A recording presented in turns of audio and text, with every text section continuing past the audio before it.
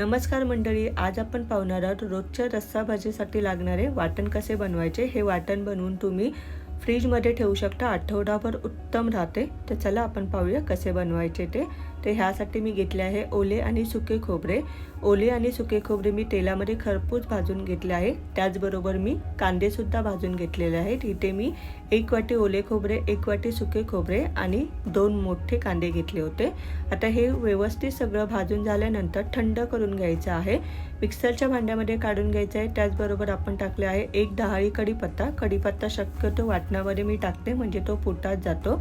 त्याचबरोबर ह्यामध्ये मी घेतले आहे कोथिंबीरीचे कोवळे देठ, 1 चमचा गरम मसाला आणि 1 चमचा काश्मीरी लाल मिर्च पावडर। आता हे सगळं व्यवस्थित आपल्याला वाटून घ्यायचं आहे आणि पाहू शकता आपले वाटण तयार आहे। हे वाटण तुम्ही चिकन, मटण किंवा रस्सा भाजींसाठी वापरू शकता। तर तुम्हाला हा व्हिडिओ कसा वाटला हे कमेंट करून नक्की सांगा।